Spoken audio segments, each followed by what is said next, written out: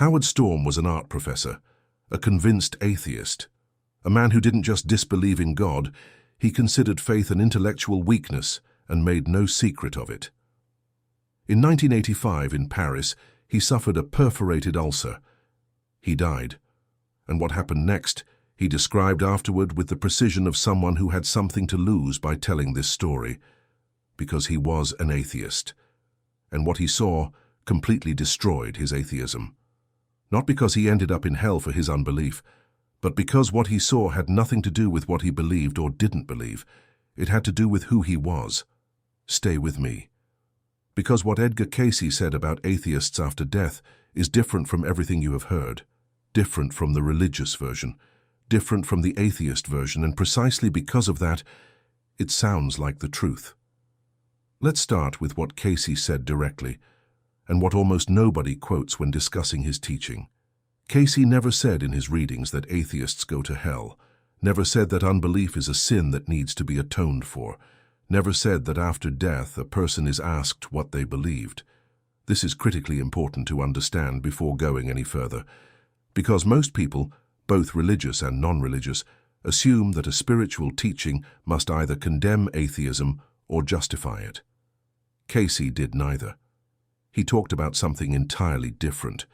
He said that after death, a person finds themselves in exactly the state of consciousness they created during their life, not in a place assigned to them, in a state they themselves built, thought by thought, choice by choice, attitude by attitude throughout their entire life. And this state, according to Cayce, has nothing to do with whether a person called themselves an atheist or a believer. It has to do with what kind of person they actually were, with what they carried inside, with how they treated the people around them, with what they chose when nobody was watching. A real case from Cayce's readings. A man, a convinced atheist, a scientist, someone who had lived his entire life in complete denial of any spiritual dimension to reality. He died, and the person who came to Cayce with questions about him was expecting to hear something terrible. Cayce, in trance, described his state after death. He said, "This man is in a state of confusion, not punishment, confusion, because the reality he found after death does not match any of his models. He expected darkness, he expected nothing, and instead, he continues to exist, without a body, without the familiar tools he spent his whole life using to explain the world. And this continuation of existence, in and of itself, is a shock he needs time to process." Cayce said, "He will manage, because during his life he was an honest man. He searched for truth, even if he searched for it in the wrong places. And it is precisely this, the honesty of the search, not its conclusions, that determines what his path forward looks like." Stop for a moment and feel what Cayce actually said, not what you believed, but whether you searched honestly. That is a fundamentally different criterion from anything any religion has ever offered you.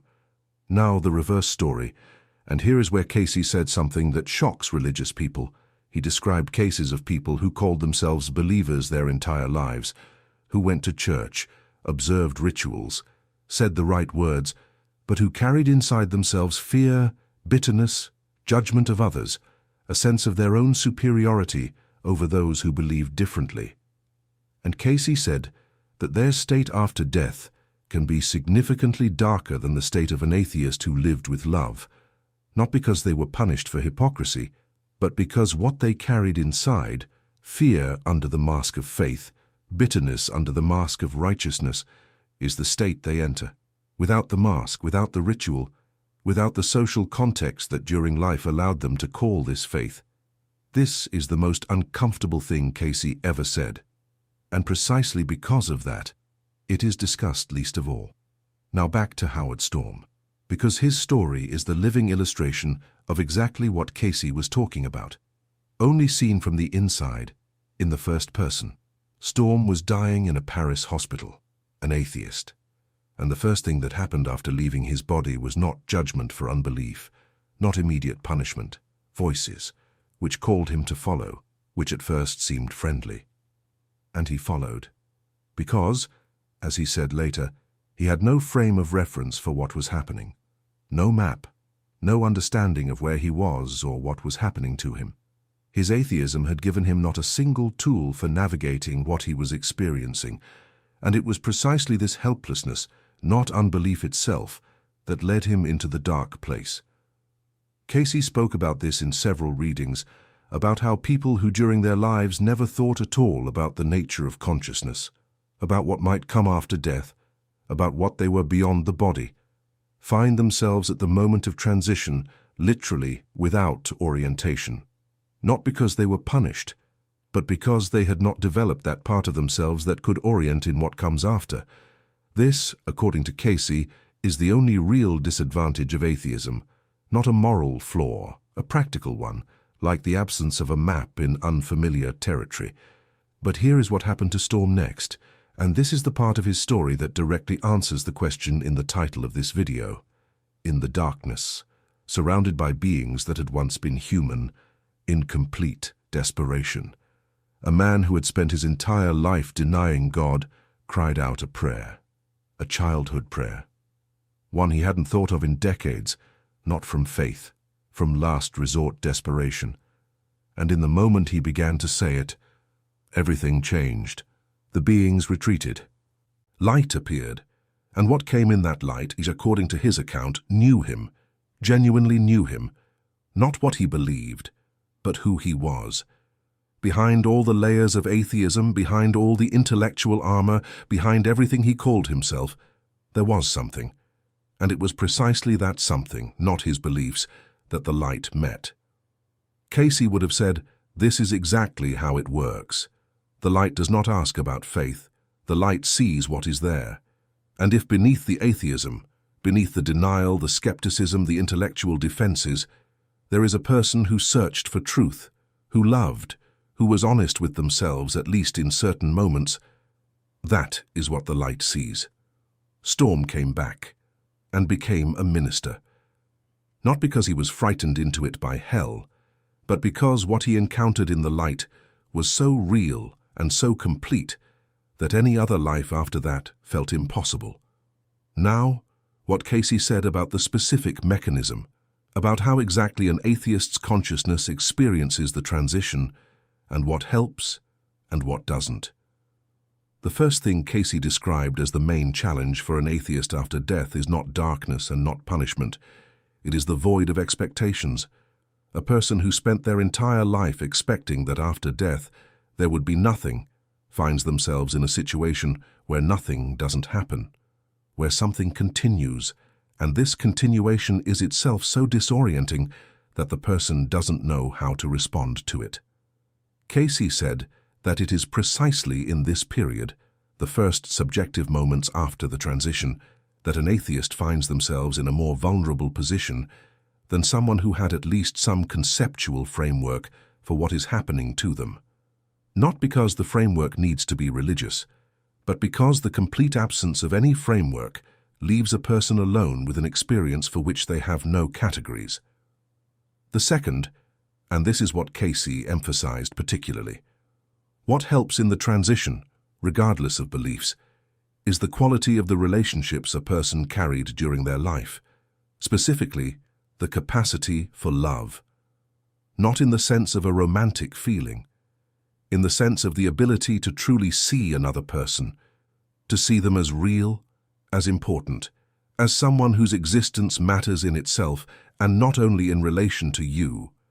Cayce said, this capacity, developed or undeveloped, is the only thing that genuinely determines what the transition looks like. And this capacity is not the monopoly of believers. An atheist who loves and an atheist who doesn't love experience the transition in fundamentally different ways, regardless of what they thought about God. The third, and this is the most unexpected thing Cayce said on this topic, he maintained that a sincere search for truth, even if it leads to atheism, is more valuable from the perspective of the soul's development than uncritical faith accepted out of tradition or fear. A person who thought, who doubted, who searched, who argued, who refused to accept a comfortable answer simply because it was comfortable, even if they arrived at the denial of God, developed something in themselves that an uncritically believing person did not develop. the ability to think, the ability to doubt, the ability to refuse the easy answer. And according to Cayce, this ability is at the level of existence that comes after death, significantly more useful than most people would assume.